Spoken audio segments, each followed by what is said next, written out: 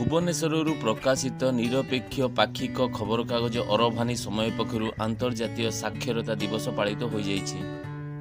ଏ ବର୍ଷର ବିଷୟବସ୍ତୁ ବହୁଭାଷୀ ଶିକ୍ଷାକୁ ପ୍ରୋତ୍ସାହିତ କରିବା, ପାରସ୍ପରିକ ବୁଝାମଣା ଓ ଶାନ୍ତି ପାଇଁ ସାକ୍ଷରତା ଉପରେ ପୁଙ୍ଖାନୁପୁଙ୍ଖିକ ଆଲୋଚନା କରାଯାଇଥିଲା।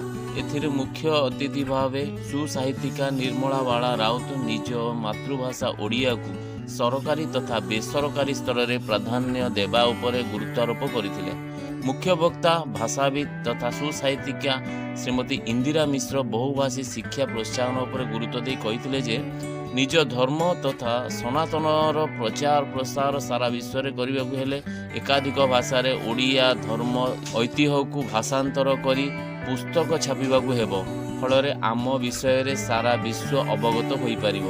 ଅନ୍ୟତମ ସମ୍ମାନିତ ଅତିଥି ଭାବେ ପରମେଶ୍ୱର ଦାସ ବହୁଭାଷୀ ଶିକ୍ଷା ଉପରେ ଗୁରୁତ୍ୱ ଦେଇଥିଲେ। ସମାଜସେବୀ ତଥା ଅରଭାନୀ ସମୟର ଉପଦେଷ୍ଟା ମନୋରଞ୍ଜନ ମହାନ୍ତିଙ୍କ ଅଧ୍ୟକ୍ଷତାରେ ଆୟୋଜିତ ଏହି କାର୍ଯ୍ୟକ୍ରମରେ ସମ୍ପାଦକ ରମେଶ କୁମାର ମହାପାତ୍ର ଓଡ଼ିଆ ବ୍ୟତୀତ ଅନ୍ୟ ଭାଷା ଶିକ୍ଷା କରିବା ଦ୍ୱାରା ଜଣେ ଓଡ଼ିଆ ଦେଶ ତଥା ଦେଶ ବାହାରେ ନିଜକୁ ଖାପ ଖୁଆଇ ଜୀବନ ଧାରଣ ସହଜ କରିବା ଉପରେ ଗୁରୁତ୍ୱାରୋପ କରିଥିଲେ। ଅନ୍ୟତମ ଅତିଥି ଭାବେ ଅରବିନ୍ଦ ତ୍ରିପାଠୀ ପାରସ୍ପରିକ ବୁଝାମଣା ଓ ଶାନ୍ତି ପାଇଁ ବହୁଭାଷୀ ଶିକ୍ଷା ଉପରେ ଆଲୋକପାତ କରିଥିଲେ। ସମ୍ମାନିତ ଅତିଥି ରିଭା ମହାନ୍ତି ବହୁଭାଷୀ ଶିକ୍ଷାକୁ ପ୍ରୋତ୍ସାହିତ କରିବା ଏବଂ ପାରସ୍ପରିକ ବୁଝାମଣା ଓ ଶାନ୍ତି ପାଇଁ ସାକ୍ଷରତା ଉପରେ ଅବଗତ କରିଥିଲେ। ଏହି କାର୍ଯ୍ୟକ୍ରମରେ 40 ଜଣ କୃତି ଛାତ୍ରଛାତ୍ରୀଙ୍କୁ ପୁରସ୍କୃତ କରାଯାଇଥିବା ବେଳେ ଓଡ଼ିଆ ଭାଷା ଓ ସାହିତ୍ୟକୁ ସମୃଦ୍ଧ କରିବାର ଅବଦାନ ଥିବା ବ୍ୟକ୍ତିବିଶେଷଙ୍କୁ ସମ୍ବର୍ଦ୍ଧିତ କରାଯାଇଥିଲା।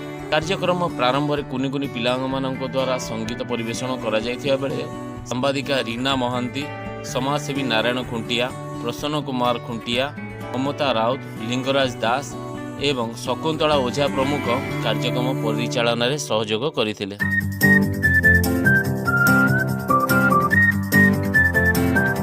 Please subscribe to my channel.